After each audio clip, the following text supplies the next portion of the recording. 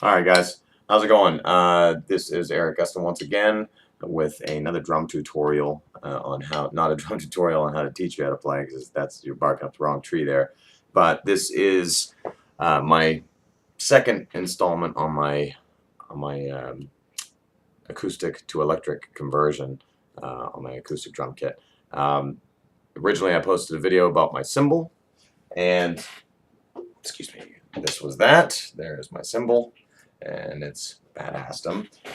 Now we're gonna go into my actual drums. Now I've already taken the hoop off, so you're not going to be able to give you an audible test here. But basically, that drum head doesn't make virtually any sound. This is a mesh head, very similar to the Roland mesh heads, but this one is better, and I can't remember how much I paid for it, but it's so much cheaper than the Roland mesh heads or any other mesh heads, excluding maybe those single ply mesh heads. This one, the Roland heads are 2-ply, wherein they have 2 layers of this mesh material to basically make it last longer and give it a little bit more of a bounce back when you hit it with a stick. These ones are 3-ply, and they are phenomenally accurate. They're a really, really nice mesh drum head. I could use Mylar heads with this triggering system. It's not a big deal. It triggers just fine with or without them. The only thing that I don't like about using Mylar heads is that they are very noisy. And the whole point for me doing electronic drums is that I like to have a quiet drum set while I'm playing in headphones, or if I'm playing, I'm not playing any gigs anywhere as a drummer, but if somebody were playing my kit out at a small club, very likely, almost positive, that the snare drum is going to overpower anything coming out of speakers that aren't really pounding out some wattage. The snare drum is the killer. So mesh heads are the key. They don't make virtually any sound. A Mylar head, even right now, not hooked on the drum, will be going, you know. So anyway, these are, incidentally, these are Humdrums on the eBay UK site. If you go to eBay, not ebay.com, it's the eBay, whatever the overseas site is, ebay.co.uk or something like that. Humdrums, Humm drums, I think. And they're a phenomenal product, and they are crazy cheap. The guy is really cool. It takes a little bit longer to get him. It takes about, in comparison to maybe 3 to 5 days, it took about 5 to 7, which is, so 5 to 7 days.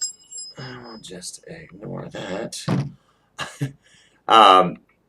And it's a really good product, and they're very cheap. And they also do mesh heads for full 22-inch bass drums, which is unheard of as far as I know. I've never heard of anybody making them that large, and I love it. It's fantastic.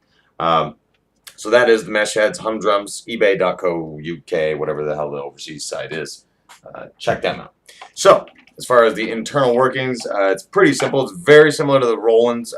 Rolands actually have kind of a well, they're about half the depth. They're about half the depth of these regular drum shells. So they use like a kind of a plate. It's like a big pie plate kind of thing, which is one way to do it. But with these, I don't really want to do it that way, and I just did a steel crossbar going across with a couple angle irons in the back they were just like, I don't know, they're like little angle pieces that had some holes already in them. And I just had Lou over at Lou's Garage on Bennett Drive. He went over and took all these pieces of metal in and welded them up for me to spec and everything that I wanted. He's a really cool guy, and he hooked it up, did it for like, 20, 25 bucks or something like that. And it's, he's speedy, so it only took him like 20 minutes to do it. So thank you, Lou. Now, once I put these in, I realized after the fact that on the snare drum especially, you will want to put it's so hard to get my bearings straight here when I'm backwards. Like, okay, right here, where those hook onto the side of the drum shell, you want to put some rubber washers or something to deaden the vibration from here transferring into this bar. Because what will happen, especially on the snare drum, you want to be able to have a rim shot. Usually you'll have a trigger mounted on the side wall somewhere in here where you'd be likely to whack it for a rim shot instead of hitting the head.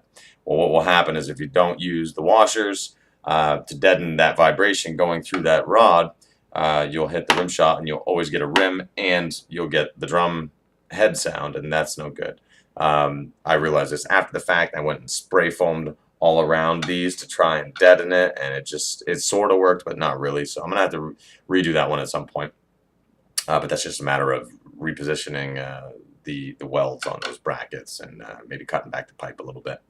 But in any case, the bread and butter on these is these Roland trigger cones. Now they're not, Roland used to sell them, but they don't sell them anymore because there's a lot of DIY drummer guys out there that are building their own e-kits and whatnot. So now they don't sell them. They won't even give you a replacement one if I mean, it's very hard to get them to send you one of them.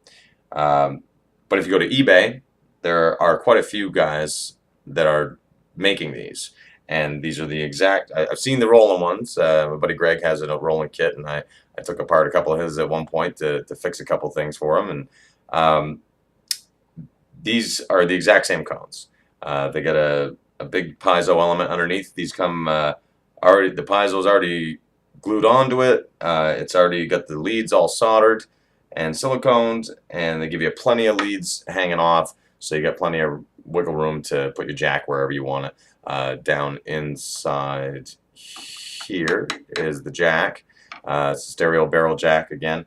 What I chose to do on all of my drums, I had exhaust port holes, so I chose to put the jack right in those since I don't really need exhaust port because it's supposed to help with tonal clarity or whatever, but we don't use any of that because it's all electric. So there is my drum. Now, this drum kit was a very cheap, you know, like not super cheap, but you know, probably around, maybe brand new, it probably cost like 500 bucks.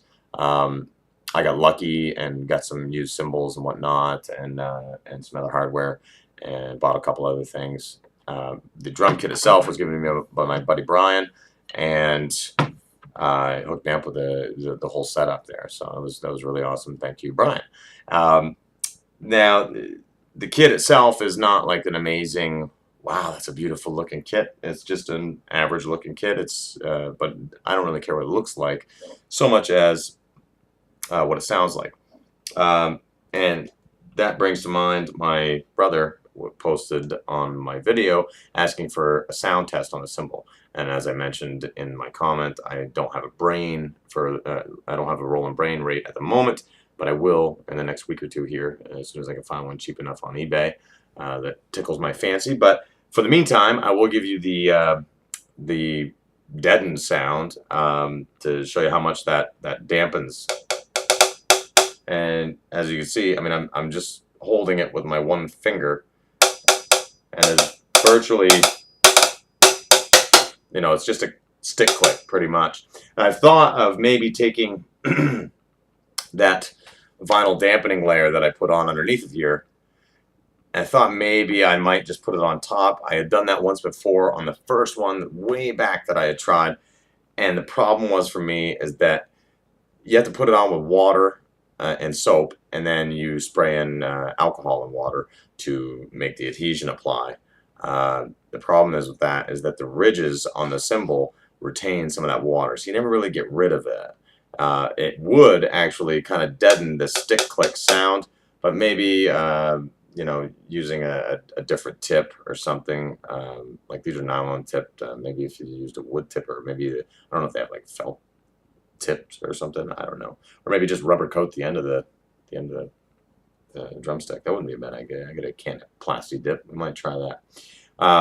So anyway, that's the sound test on that. It's just dead.